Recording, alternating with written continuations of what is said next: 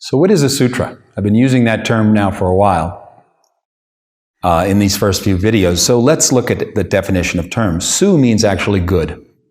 So a sutra means something that provides illuminative wisdom, something good, something uplifting. And by definition, a sutra is very short, something that's very pithy, very concise. It's a teaching that comes in a small dose and yet is like a seed, has tremendous amount of knowledge within it.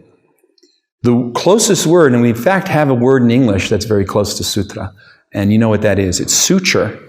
And if we think about what the meaning of suture is and what it provides or its purpose, it's very relevant in the teaching on sutras. So a suture is something that binds a wound. Where there's a separation in your flesh, a doctor would suture it closed.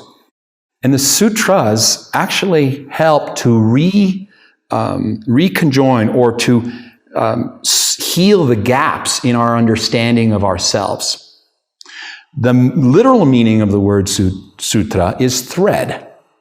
And so Patanjali uses this term of sutra because what he has done is he has drawn together all the previous teachings, and we'll learn more about where he lived and how he had access to so much knowledge. But what he's done is he's taken the wisdom of all these previous teachings, including the Upanishads, some of the things that we drew upon in Tantra, and woven them together as though this teaching becomes a thread that is that holds the beads or the golden pearls of all these previous teachings into one solid teaching. In other words, he pulls them all together. He really doesn't offer us anything new. What it's new is how they suture, how they work as a suture, serving and integrating all those previous teachings into a singular teaching. And through that, he's going to fill the gaps in our own self-understanding. Now, the challenge of the sutras themselves, this body of knowledge, is because of their nature, they're very pithy. And by the way, of course, you have to think contextually. Historically, these were written prior to a printing press. So what they did at the time was they made the teachings extremely short so they could be memorized. Students would then memorize them. The teachings are said to be infused in those specific words, to the point that if you took a single word out of any one of the 196 teachings that are in the Yoga Sutras, you would change the meaning of that particular teaching. Every word has been carefully chosen. When we get to the teachings on asana, for example, he uses the word anantam to describe the infinite. But you know, if you've studied Sanskrit, you know that there's multiple words can mean the same thing. So there's actually, I can think of at least 5 or 6 words that mean infinite. Why did he choose that word? So that makes the teachings themselves appear very accessible on the one hand, because they're very simple and very straightforward initially. But really it's the heart of this is that you need someone to comment on them. Students would memorize them, and then it was up to a master, someone who had been deeply steeped in the experience and study of them, to bring the teachings alive. A single word can ultimately describe a practice, which we're going to get to very quickly in this first chapter. So it is assumed you could not get to the deeper understanding, the true understanding of what the sutras are attempting to transmit and share, what their true meaning is, without a commentator on them. There are many commentaries, but all the commentaries draw from a single commentary that happened 4 centuries after the sutras. This great master name was Vyasa, and Vyasa is the same author of the Bhagavad Gita, Mahabharata, and a text you may or may not be familiar with called the Srimad Bhagavatam. Vyasa is the great master. In effect, he's the Rosetta Stone of the sutras. Every modern commentator on the sutras leans back into Vyasa. Some have a deep and thorough understanding of what he was saying, because even his teachings are wrapped in some of the wisdom that would only come through in the oral tradition. Thankfully for me and for you, I have a teacher whose wisdom I'm going to share with you, who has been steeped in the oral tradition that makes Vyasa's commentary come alive. Patanjali on his own is cryptic. He actually shows you, he describes the terrain, but never tells you how to do a specific practice. Thankfully, Vyasa comes around and tells us how to do the practices. And in fact, translates for us what these more cryptic, short, very pithy statements are all about. And that's what I'm really excited to share with you, because as I said, each of these teachings give rise to a specific practice. And many of these practices are really not done in the West, or not even many teachers on the sutras are not aware of them. Even if you're a scholar, you won't get to them unless you can then move into Vyasa and then have the juxtaposition of personal practice as well as an oral tradition to bring it fully alive. So as I said, there's 196 of these statements. They're absolutely a systematic teaching, one by one. They're broken into 4 chapters.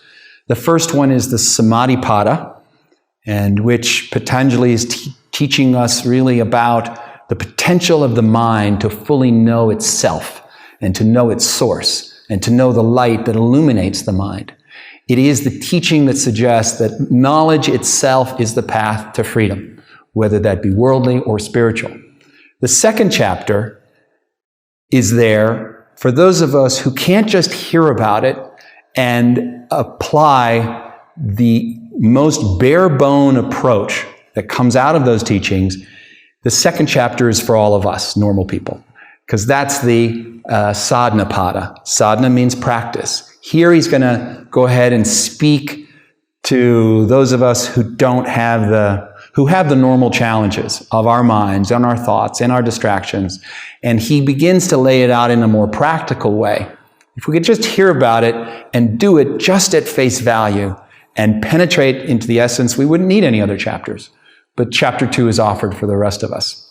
Chapter 3 is what happens when the mind starts to become perfected, and from that arises different powers and capacities. That's called Vibhuti Pada, and Pada means chapter. So these are the chapter on the powers and the capacities that arise out of specific practices. This is where you hear about yogis levitating and being in more than one place at a time, omniscience, omnipotence, being able to read thoughts, all sorts of things. Patanjali covers that ground.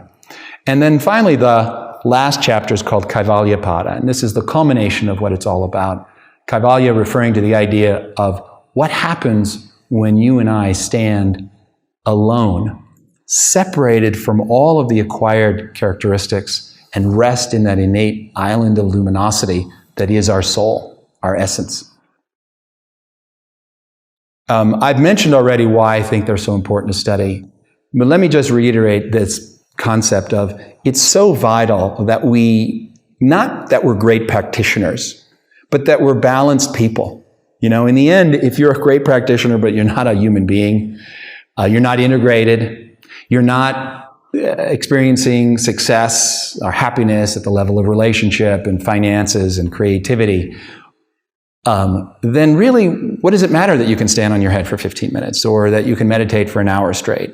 The point is that these teachings are going to help create a higher level of integration with the power and the momentum type practices that we get through Vinyasa Krama and Tantra and the last one, which will be Prana.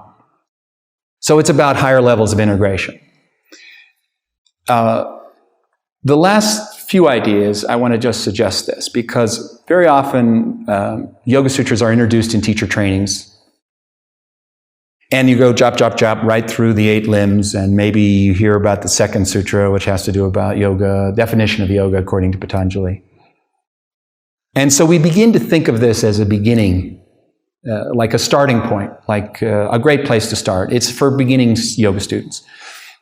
And that maybe because of its focus, it really can't take us to the end of the path of yoga. And I would tell you that is a completely ill-informed idea. That in fact, the study of the Yoga Sutras, something has to happen before that. Before you start studying, you have to be prepared in some way. And I'm going to address that very quickly as we look at the very first sutra. But in addition, there's one more piece. How far can it take you? And I'm here to tell you that these teachings that come out of that first chapter are really all you need to know and understand to reach the culmination of yoga.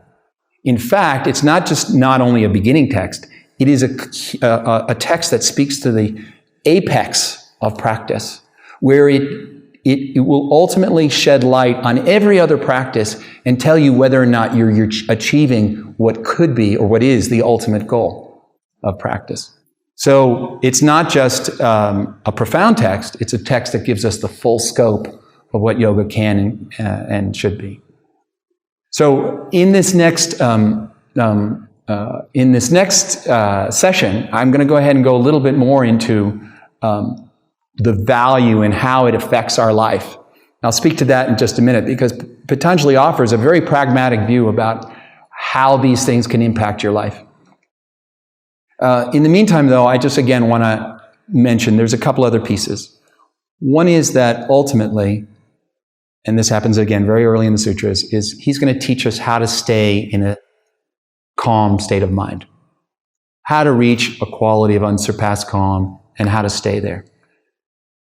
That is ultimately the foundation of whatever you want to meditate on, is this place of what's called sthiti. And we'll get to that in greater depth very soon. So this is all about, these teachings and this methodology is all about what happens when the mind is mastered, and the world that opens to us when it is mastered. The last words of the Yoga Sutra are Chitti Shakti. Chitti Shakti, it means the power of seeing. And Iti means the end. In the end, it's all about seeing, all about the quality of your perception, knowing yourself, the light side as well as the dark side, and understanding that distinction between what we've said is innate and acquired characteristics. So before we do our first practice, I want to just take a look at what Patanjali says enlightenment looks like. I think you're going to enjoy it. I think you're going to understand the value of what these teachings are all about once we understand what it looks like.